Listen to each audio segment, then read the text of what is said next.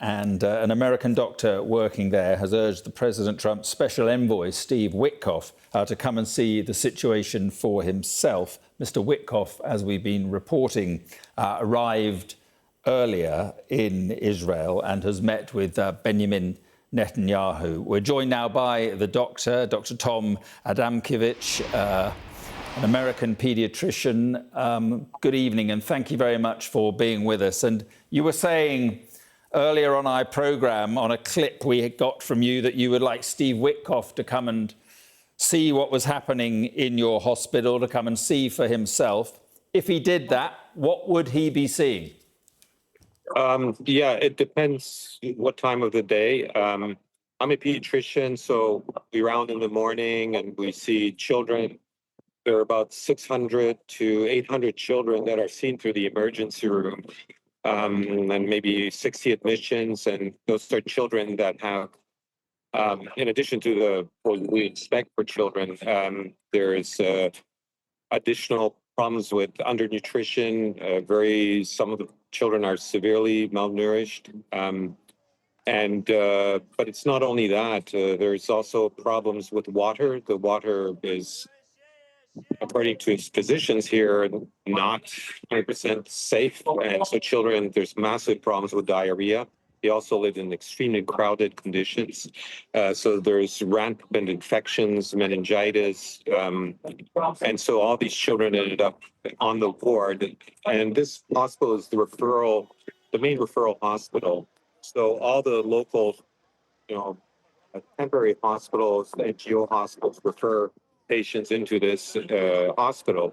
And it's and there's very limited resources. I mean, there's a shortage of antibiotics and other equipment, and so it's a very difficult situation for the staff that works here, which is absolutely heroic. And they're all gaunt. I mean, all the pediatricians that work here are gaunt. The nurses are gaunt, and food prices are extremely high. Like a kilo of sugar or meat can cost up to the equivalent of $100, and so there's a scarcity of food for everybody. And then when 11 to 15-year-old boys go out to fetch food at one of those distribution points, they get shot at with very high power munitions. And they end up, there's these mass casualty events every day, like you would see maybe once in a while in the whole of Europe, like once every 2 years. Here it happens every day. The ER is just full of people, and including teenagers that have bullets. And those are people from regular families that just went to pitch. And it's just absolutely unacceptable. It's a barbaric situation. Whoever's doing that shooting should be criminally prosecuted, and whoever is covering up for them and allowing this to happen should also be investigated, because this is unacceptable. Well, the allegations are that Israeli forces have been doing at least some of the shooting. They deny that. They say that it's chaos caused by Hamas. But on the malnutrition, doctor, and on the hunger, do you see that getting worse? Well, I've only been here, so this was very first impressions. I've only been here 3 or 4 days, so I haven't been here long enough. So, but from what I hear people say, yes, things have gotten much worse compared to last year, for example. Absolutely. This is just becoming a very grim situation for people. And there are aid drops, apparently, with medicines. There are some lorries apparently getting through, we're told. But the aid, the food that you need, the supplies you need at that hospital, is any of that getting through at all? Well, I think there is some food that gets into the hospital itself through some NGOs, I believe, I was told. But it's sparse. It's rice and lentils every day, so that's everybody. That's what everybody gets, and so yeah.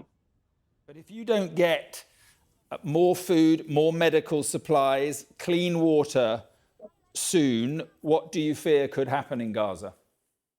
What I think it's going to be it's already catastrophic. It's really bad, and it's just going to get worse. And then for children, they're already extremely fragilized, if you're going to use that term, by these conditions. So, for example, we see children like 5-year-olds, 7-year-olds that are walking and they just pass out. They just drop, faint from exhaustion, lack of food, hypoglycemia, dehydration, diarrhea, and they bang their heads and they injure themselves. I mean, I've seen, and there's all these also medical conditions that we still can't quite explain, and neurological, and so and infectious disease, and then there's a paucity of abilities to try to diagnose these things. So I could see this only getting worse, and there's no reason for that. Not only that, there are children with known diagnoses like lymphomas, aplastic anemias, heart conditions, life-threatening conditions that are dying in the hospital because they cannot get out and get those treatments that are available, like literally a few kilometers from here, like a few miles from here. They're absolutely fantastic hospitals that could treat those children like within next tomorrow. But these kids are waiting for months and dying. This is unacceptable. It's just barbaric.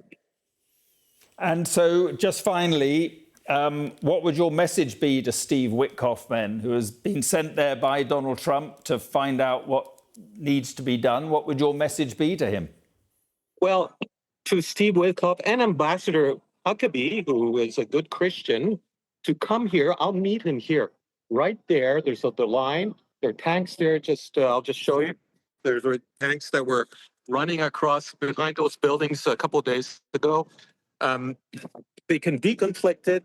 I'll meet them in person, and then we'll walk into the hospital, and I'll show them things. With the staff here. Please come and see. This is those are also part of this is this territory, and he's the ambassador also for these and people here. So come over here, Ambassador Huckerbee. Let's have a walk through this area. Dr. Adamkiewicz, listen, I appreciate you coming on the programme and telling the story of what is happening there. Thank you very much indeed. Thank you. Thank you.